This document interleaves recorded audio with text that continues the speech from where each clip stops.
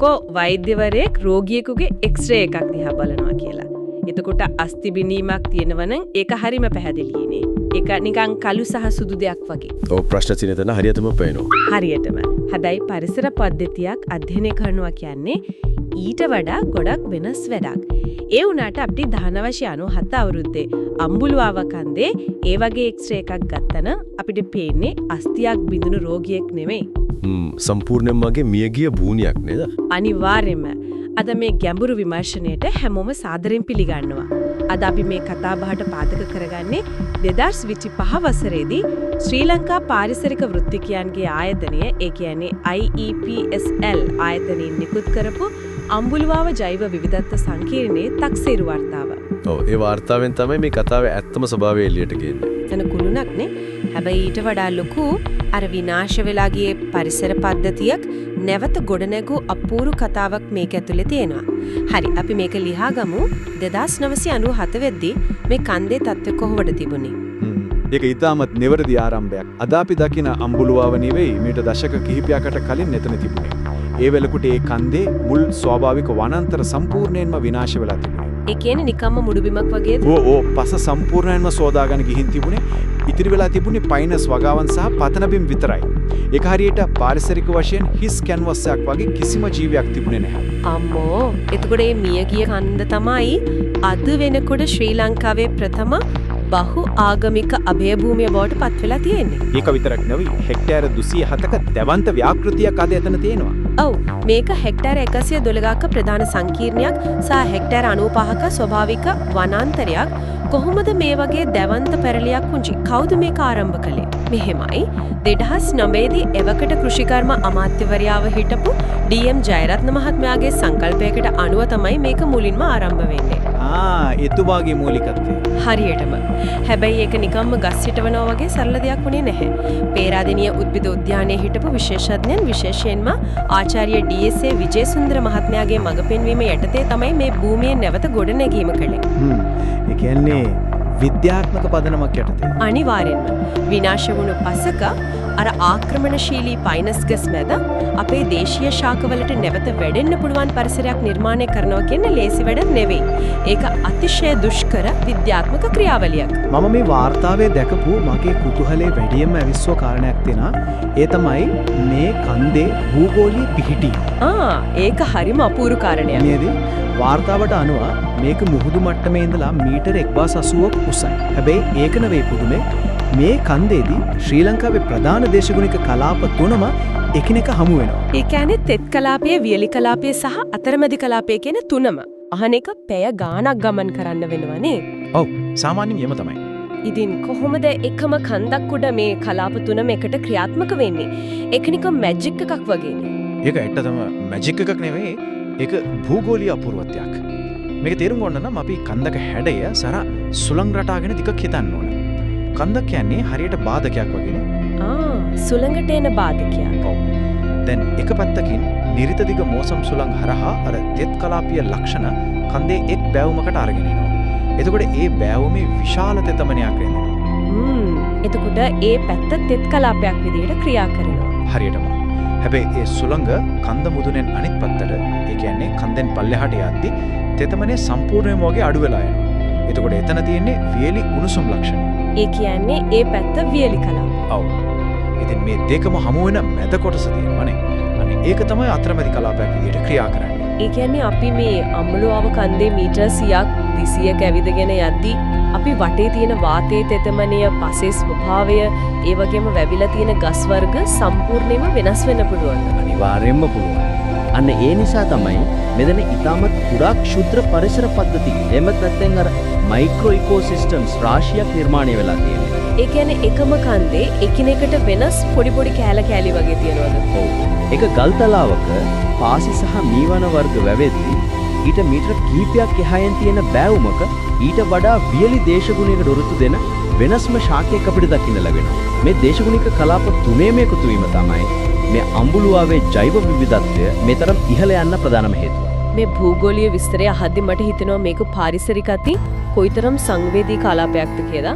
හැබැයි එතනම මට ලොකු පරස්පරයක්, ඒ කියන්නේ ලොකු ගැටලුවක් පේනවා. ඒ මොකක්ද? දැන් අම්බුලුවාවට ගිය ඕනෑම කෙනෙක් දැකලා තියෙනවනේ එතන තියෙන දැවන්ත කොන්ක්‍රීට් කුළුණ. ඔව් අර සර්පිලෝ ආකාර කුළුණ. ඒක විතරක් නෙමෙයි බෞද්ධ, හින්දු, ඉස්ලාම් සහ ක්‍රිස්තියානි සිද්ධාස්ථාන ඇතුළත් ලොකු ගොඩනැගිලි සංකීර්ණයක් එතන තියෙනවා. 2006 දී මේක මහ ජනතාවට විවෘත වුණාට පස්සේ 2009 දී විශේෂ පනතක් මගින් භාරකාර අරමුදලක් යටතටත් මේක පත් කළානේ. ඉතින් මට තියෙන ප්‍රශ්නේ මේකයි දවසකට දහස් ගණන් මිනිස්සු එනවා වාහන එනවා. මේ තරම් සංවේදී පරිසර පද්ධතියක් මැද මෙතරම් විශාල සංවර්ධනයක් කිරීම ඇත්තටම පරිසර සංරක්ෂණයට කරන ලොකු බාධාවක් නෙවෙයිද? කෙලයාවක් රකින්න ඕනේ නම් එතන දැවෙන්ද කුලිනු හදන්නේ.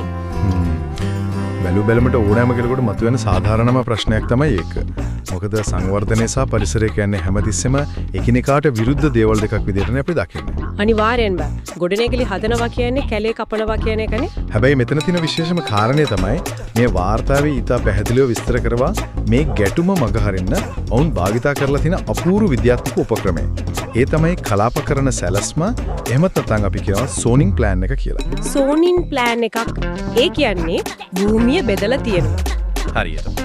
ප්‍රවීණ වාස්තු විද්‍යාඥ තිලක් පල්ලිය ගුරු මහත්මයාගේ සැලසුම ඇතුලේ මේ හෙක්ටේර 207ක මුළු භූමියම ඉතාමත් සූක්ෂම විදියට කලාප 5කට බෙදලා තියෙනවා. කලාප 5කට බෙදුව කියලා මිනිස්සුන්ගේ බලපෑම කැලේට යන්නේක නවතිනවද? මං අදහස් කළේ දැන් කැලේ ඉන්නේ සත්තුන්ට සිතියම් කියවලා දැනගන්න බැහැනේ මේක සංවර්ධන කලාපේ මේක කැලෑව මෙතනින් එහාට යන්න එපා කියලා. සත්තුන්ට සිතියම් කියවන්න බැරි වුණාට පරිසරයේ තියෙන භෞතික වෙනස්කම් ඔවුන්ට පොදටම තේරෙනවා. මේ කලාපකරණය කරලා තියෙන්නේ නිකම්ම බිම ඉරියන්දලා නෙවෙයි. එහෙනම් කොහොමද කරලා තියෙන්නේ? මේක කරලා තියෙන්නේ භූමියේ හැඩය සහ උස ප්‍රයෝජනයට අරගෙන. උදාහරණයක් විදිහට ගත්තොත් ඔබ අර සඳහන් කරපු කුළුණ සහ ආගමික ස්ථාන තියෙන සංස්කෘතික කලාපය ඒක පිටවල තියෙන්නේ කන්දේ මුදුනේම තියෙන හෙක්ටයාරය දෙක කුඩා ඉඩක විතරයි. ඒ කියන්නේ ഘോഷාකාරීම දේවල් ඔක්කොම තියෙන්නේ කන්ද මුදුනේ හරියටම. මිනිස් ක්‍රියාකාරකම් සියල්ලම මේ මුදුනට කොටු කරලා තියෙනවා. ඊට පස්සේ එතනින් පහළට එද්දි හෙක්ටයාර 23ක විනෝදාස්වාද කලාපය තියෙනවා. එතනත් මිනිස්සු ගැවසෙනවා. හැබැයි ඊළඟට තියෙන හෙක්ටයාර 5ක භාවනා කලාපය. ඒක ශබ්දයෙන් තොර ඉතාමත් නිස්කලංක කලාපයක්. ඒ කියන්නේ කන්ද මුදුනේ ඉඳලා පහළට එද්දි ක්‍රමයෙන් මිනිස් ක්‍රියාකාරකම් සහ ഘോഷාව අඩු කරගෙන යන සැලසුමක් තමයි එතන තියෙන්නේ. ඒක තමයි උපාය මාර්ගය. මම දැක්ක වාර්තාවේ තව සඳහන් වෙනවා විශාල කෘෂිකාර්මික කලාපයක් ගැනත්. ඒක කොහොමද මේ පරිසර සංරක්ෂණයට බායක වෙන්නේ? කෘෂිකර්මාන්තය කියන්නේ සාමාන්‍යයෙන් කැලෑවට හොඳ දෙයක් නෙවෙයිනේ.